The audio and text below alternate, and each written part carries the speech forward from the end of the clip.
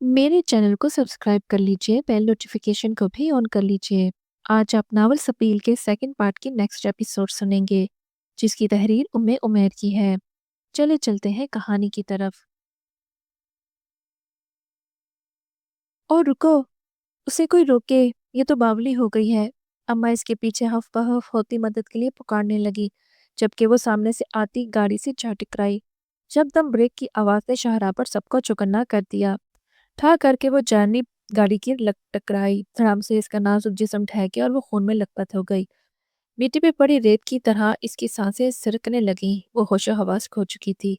लोगों का हजूम और चहमगोइयों के साथ साथ तिब्बी इमदाद का वावेला मच गया। बूढ़ी माँ तो सख्ते में आ गई। घर के बाहर सफेद पराठों में बरजमान गद्दे नशीन का कासिद मुझों को दाव देता इस नाजुक सूरत हाल पर डगमगा गया। फौरन पीर साहब को कॉल मिलाई और नई सूरत हाल से आगाह किया। अल्लाह वाले 1 मिनट की ताखीर किए बिना वहां से निकलो, इससे पहले वहां पर पुलिस पहुंचे। तुम्हारा वहां पर बिल्कुल भी तस्करा नहीं होना चाहिए। जी आली हजरत, मगर मेरे यहाँ से गाड़ी निकालना नामुमकिन बन चुका है। हर तरफ लोगों और गाड़ियों का हजूम लग चुका है। अल्लाह वाले तुम किसी भी तरीके से निकलो, वरना तुम भी तहकीकात की जद में आ जाओगे। वैसे लड़के किस हाल में है? आला हजरत, इसके बचने के आसार बहुत कम है। ठहरो, मुझे सोचने दो। सुनो, अभी अगर तुम वहां से निकल नहीं सकते तो किसी तरह से हमदर्द गमगुसार बनकर इसकी माँ को इत्मीनान में लो और इसके साथ इसके हाथ में रकम थमा दो। जी आली हजरत, अभी कोशिश करता हूँ। वो बेकली की कैफियत में चूर नजरों से दाएं बाएं देखने लगा। चकाचक तिब्बी इमदाद के लिए एम्बुलेंस ड्राइव वकुआ पर पहुंच गई। कुछ सालों बाद पुलिस की गाड़ी का सायरन बजने लगा। अल्लाह वाला अपनी प्राडो में बैठा पहलू बदलता हुआ रह गया। आली आली हजरत, तो इस बारी सिर्फ से कल ही फैजियाब हो गए थे। आज मेरी बारी आई तो ये दगा कर दे गई। हाय, इसका जादुई हुस्न तो अभी भी मेरे हवासों पर मुसल्लत है। इसका कांच जैसे वजूद और दूधिया रंगत पर नशीले नैन। हाय, क्या खबर थी कल रात दम के बहाने इसकी जाहिल माँ को बहला फुसला कर शाबाशी कर जाता। हाय, इतनी खूबसूरत लड़की हाथों से निकल गई है। वो दांत पीस कर रह गया। माँ समेत लड़की को एम्बुलेंस में डालकर हॉस्पिटल का रुख किया गया। हंगामे इतनी इमदाद के लिए एम्बुलेंस का सायरन बजने लगा। वो दोबारा फोन मिला चुका था। आली हजरत, लड़की और इसकी माँ तो हाथों से निकल चुकी हैं। वो फिक्रमंदी से गोया हुआ। तो तुम इधर बैठे क्या कर रहे हो? इनका पीछा करो। लड़की की माँ को जुबान नहीं खोलने देना, वरना इसे बाकी बच्चों को उठाने की धमकी दे देना। जो हुक्म आली हजरत। अब मुझे इस बारे में मजीद कोई चिक चिक नहीं सुननी है। अच्छा भला मूड खराब कर दिया है। आली हजरत, आप कॉलोनी वालों से दिल बहला ले। अल्लाह वाले, पुराने माल से दिल भर गया है। वही तो कच्ची कली थी जो हाथों से फिसल गई है। मैं तो हैरान हूँ कि वो इस कदर दुआओं के जेर असर रहकर भी कैसे यकदम होश में आ गई है। आली हजरत, जवान खून है, जोश तुम्हारे का। हाँ हाँ हाँ, वो दोनों अपनी खबासतों पर कहके लगाने लगे। माँ जी, आपकी बेटी की हालत बहुत नाजुक है, मगर ये बात तय है कि गाड़ी के ड्राइवर की गलती न थी, बल्कि आपकी बेटी अंधाधुंध दौड़ती गाड़ी के सामने आ गई थी। हमने अहले इलाका के चशमदीद गवाहों के बयानात महफूज कर लिए हैं। लिहाजा गाड़ी का ड्राइवर मुजरिम नहीं कहलाएगा, क्योंकि इसने बर वक्त ब्रेक लगाकर आपकी बेटी को जान बचाने की पूरी कोशिश की है। आपकी बेटी की वजह से गाड़ी का बहुत नुकसान हो चुका है, मगर इसके बावजूद भी वो शख्स आपकी बेटी के इलाज मुआवजे के लिए रकम देने के लिए तैयार है। नहीं बेटा, मुझे रकम नहीं चाहिए। मुझे मेरी बेटी वापस ला दो। माँ जी ज़ारो कतार रो रही थी। माँ जी, आप हौसला रखें। अतवा अपनी पूरी कोशिश कर रहे हैं। बाकी ज़िंदगी मौत तो अल्लाह के हाथ में है। आप अपनी बेटी के बारे में मज़ीद तफ़सीलात देंगी तो हमारे लिए भी आसानी हो जाएगी। पुलिस वाले ने पेशा वराना अंदाज में पूछा। क्या आपकी बेटी किसी को पसंद करती थी, या पसंद की शादी करना चाहती थी, जिसकी वजह से वो घर से भाग रही थी, या फिर वो ज़हनी मरीज़ा थी? माँ जी की हिचकी निकल गई। ना ना बेटा, मेरी बेटी बहुत अच्छी थी। बस एक शादी से वापसी के बाद शदीद बीमार हो गई थी, तो मैं इसे किसी बहाने पर आस्ताने पर दम के लिए ले गई थी। सुना था बहुत तोजही सरकार है। वहां ले जाने पर पता चला कि इस पर आसेब का साया है। खतीब नशीन ने बहुत देर तक झाड़ पोंछ की, इसे धुआं दिया और साथ घर में इस्तेमाल वाली मेडिसिन भी दी। माँ जी, अदवायात किस नवीयत की थी? बेटा, मुख्तलिफ रंगों के पाउडर थे। आली हजरत ने एक पैसा नहीं लिया। फिर दूसरे दिन हमें वापस आने का बोला। माँ जी, गद्दे नशीन का हुलिया कैसा था? बेटा, खूबसूरत लंबी दाढ़ी, लंबे बाल और लंबा चोगा पहने हुए थे। शराफत इनके चेहरे से झलकती थी। मैं झूठ बोलकर अपनी आकबत किस लिए खराब करूं? माँ जी, वहां पर और लोग भी मौजूद थे जब आप बेटी को लेकर जाती थी? बेटा, लंबी कतारें होती हैं। माँ जी, मेरा मतलब है कि पीर साहब के साथ और काम वाले भी होते थे। हाँ, एक नौजवान जो इनके साथ काम करता है, इसका नाम अल्लाह वाला है। बेटा, وہ تو اپنی نظر اوپر ہی نہیں اٹھاتا تھا۔ جب بھی میں اپنی شہزادی کو لے کر گئی ہوں، عقیدت و احترام سے ہی پیش آتے رہے ہیں۔ ماں جی نے روتے ہوئے ساری داستان پولیس آفیسر کی گوش گزار کر دی۔ ماں جی آپ پریشان نہ ہوں، دعا کریں آپ کی بیٹی ہوش میں آ جائے تو پھر ہم اس کا بیان بھی لے لیں گے تاکہ اصل حقائق تک پہنچ سکیں۔ میرے سپنوں کی رانی، جی فرمائے، وہ غمزدہ لہجے میں بولی۔ محبوبہ آج تو کاٹ کھانے کو دوڑ رہی ہو، سامنے ہوتے تو پھر بتاتی کاٹ کھانا کیا ہوتا ہے۔ ہائے میرے یخ بستہ نصیب، نے ٹھنڈی آہ بری۔ حد ہوتی ہے، کل سے مسلسل کال کر رہی ہوں مگر مجال ہے جو میرا فون اٹھایا ہو یا پھر واپس کال کی ہو، بندہ ایک میسج ہی بھیج دیتا ہے۔ اتنی بھی کیا مصروفیات؟ کیا آپ جاب کے بعد افسرانے بالا کے گھر کھانا بھی پکاتے ہیں یا ان کے دھوبی کی فرائض نبھا رہے ہیں؟ ہاں ہاں ہاں ہاں، رانی میری محبوبہ، مدوہانی دل پر نہ لو۔ کیا مطلب؟ مدوہانی بولا ہے رانی، اسنے معصومیت سے کھرے لہجے میں بولا۔ یہی باتیں میرا جی چلاتی ہیں، محبت بھی کرتے ہیں تو تھانے داروں والی ہی کرتے ہیں۔ بروحان سی ہوئی۔ یقین کرو تمہارے یہ محبتی شکوے سننے کے لیے کان ترس گئے ہیں میرے، اور اگر کوئی اچانک ضرورت آن پڑی تو بھی میرا فون ایسی بات ہوتی تو مجھے زبان کے ذریعے بالکل تمام تفصیلات من و ان موصول ہو جاتی۔ خیر اب شکوے شکایتیں چھوڑو، یہ بتاؤ تمہاری طبیعت کیسی ہے؟ نہیں بتاؤں گی۔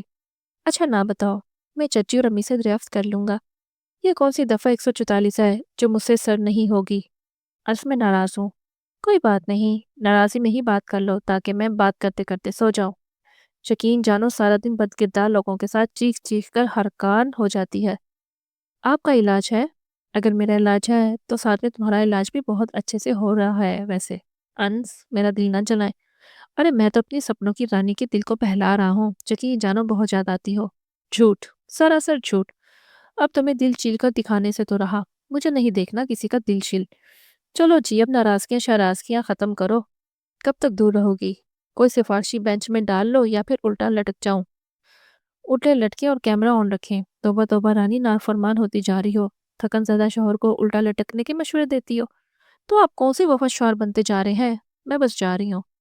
ارے رکو تو صحیح، ایک ضروری بات پوچھنی ہے، جلدی سے بتا کر چلی جاؤ۔ پوچھیں، وہ روٹھے لہجے میں بولی۔ علینا کیسی ہے؟ آپ سے مطلب؟ کیوں بھائی، میری تسلی پر تو صوبان نے اسے شادی کی ہے، تو میرا کام بنتا ہے کہ تمام حالات کو قابو میں رکھوں۔ آپ اپنے تھانے کے حالات پر نظر رکھیں، علینا خوشباش اور صوبان کو بھی خوش رکھے ہوئے ہے۔ بتا رہی تھی کہ وہ صوبان بھائی کو عبدالنافع کی بابا کہہ کر پکارتی ہے۔ علینا سے اتنی سمجھداری کی امید تو نہ تھی ویسے۔ دیکھا دیکھا کیسے بول رہے ہیں اپنی سالی اور چچا زاد کے بارے میں۔ ارے میں تو اس کی سادگی کی وجہ سے تھوڑا پریشان تھا، خیر صوبان کے ساتھ خوش رہے گی، وہ صاف دل کا زندہ دل شخص ہے ماشاءاللہ۔ ہاں یہ تو ہے، صوبان بھائی واقعی بہت اچھا دل رکھتے ہیں، ابھی بھی ہر ہفتے امی بابا کو فون کر کے خیریت دریافت کرتے ہیں۔ آخر دوست کس کا ہے؟ ہم نے خاندانی دوست رکھے ہوئے ہیں، اس نے رانی کو چڑھایا۔ جی جی، اور خود خاندانی صاحب خاندان سے دور بھاگتے رہتے ہیں۔ رانی شکوہ کنائی سے باز نہ آئی۔ اچھا چھوڑو گلے شکوے، یہ بتاؤ بابا نے دوبارہ تو کوئی مسئلہ کھڑا نہیں کیا؟ کیا مطلب؟ میں بابر کے ساتھ ہوتی ہوں جو مجھے پتا ہو۔ رانی میرا مطلب ہے چچا بابا کے ساتھ دکان پر تو کوئی چال نہیں چل رہے۔ مجھے اس بارے میں کچھ علم نہیں ہے، آپ خود ہی ان دونوں سے پوچھ لیں، میں جا رہی ہوں۔ ارے رکو تو صحیح محبوبہ خاص۔ اچھا تو کوئی محبوبہ بھی رکھی ہوئی ہے برخوردار اشتیاق صاحب؟ ہاں ہاں ہاں، میرے اتنے نصیب کہاں، وہ ٹھنڈی بھر کر رہ گیا۔ ایک دفعہ میرے سامنے تو آئیں، آپ کو میں نے چھٹی کا دودھ یاد نہ دلوا دیا تو پھر کہنا۔ چھٹی چھوڑو، ساتویں کا یاد دلا دو، مگر اب روٹ کر تو نہ جاؤ، مجھے نیند نہیں آئے گی۔ بڑے آئے عاشق، 48ویں گھنٹے بعد فون کیا ہے اور اب بھی محبتیں بھگارتے جا رہے ہیں۔ میں ابھی نہیں آنے والی ہوں آپ کے جھانسوں میں۔ رانی دروازہ کھولو، میں کب سے بیٹھک میں بیٹھا ہوں۔ انس مذاق نہ کرے ورنہ آپ کا حشر بہت برا کر دوں گا۔ اچھا دروازہ کھولو تو پھر جو چیز چاہے وہ کرنا، سارا کا سارا تمہارے حوالے ہوں گا۔ امی بابا تو سو چکے ہیں، بس میں ہی مصیبت کا مارا اپنی چابی سے دروازہ کھول کر تنہا بیٹھک تک پہنچا ہوں، اور صاحب بہت نیسنے ہیں۔ شکریہ سپنوں کی رانی، تمہیں زائد خوشی دینے کے لیے پہلے بتا کر نہیں آیا۔ میں کمرے کی طرف آ رہا ہوں، لہذا شرافت سے دروازہ کھول دو، ورنہ کیا؟ ورنہ میں یہاں سے واپسی چلا جاؤں گا۔ دھمکی، اور وہ بھی مجھے؟ تو اور کیا پڑوسیوں کا دھمکی دو؟ رانی تمہارے پاس صرف 20 سیکنڈ ہے، فوراً دروازہ کھول کر برآمدے میں آ جاؤ۔ نہیں آؤں گی تو؟ مجھے رات کے اس پہر کمرے سے نکلتے ڈر لگتا ہے۔ وہ بھول گئی ہو جب آدھی رات کو دھونی دے کر جاتی تھی؟ اس وقت آپ کے ساتھ دشمنی تھی، اور اب محبت ہے، وہ بھی بے تحاشا بے حساب۔ ہائے ہائے میری رانی، اب تشریف لے آئے، دروازہ کھول کر ادھر ہی آپ کا انتظار کر رہی ہوں، یہی ابھی اسی وقت تشریف لے آئے۔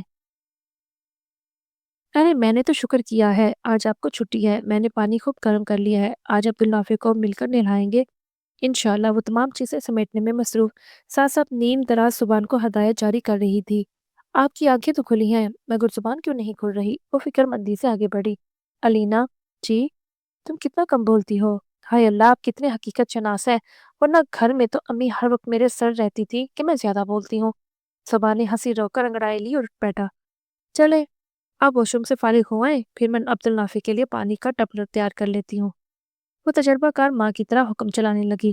علینا عبدالنافع بھی سو رہا ہے، اسے جگا کر نہلاؤں گی۔ ارے نہیں، ابھی سامان تیار کر رہی ہوں تاکہ جیسے ہی اٹھے گا اسے نہلا لوں گی۔ آپ کو نہیں پتا میں نے اسے پہلے بھی کتنی مرتبہ نہلایا ہے، پر وہ امی اور آپا کی موجودگی میں تھا۔ امید ہے آپ بھی میرے معیار پر پورا اتریں گے۔ بھئی سادہ سا مطلب ہے کہ آپ کو جیسے بولوں گی ویسے ہی کریں گے۔ او اچھا، کیا ابھی بھی میں رفع حاجت کے لیے جا سکتا ہوں؟ ارے اس میں پوچھنے والی کون سی بات ہے بھلا؟ آپ جی بھر کر جائیں بلکہ جھک جھک جائیں، مگر ایک بات ذہن نشین کر لیجئے، زیادہ دہر نہیں لگانی۔ وہ استری شدہ جوڑے کو ہینگر میں ڈالتے ہوئے پلٹی اور شہادت کی انگلی سے منتبہ کیا۔ علینا مجھے کتنے منٹ جانے کی اجازت ہے؟ بھئی 10 منٹ سے زیادہ تو نہیں ہونے دیں گے۔ تم ایسا کرو الارم لگا لو، جیسے ہی الارم بجے واش روم کے باہر دروازے پر مجھے آگاہ کر دینا۔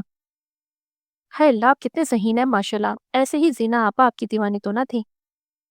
آپ کی ذہانت کا ڈنگا بجنے لگا ہے جی۔ وہ مسکراتے ہوئے الارم کے لیے موبائل ڈھونڈنے لگی۔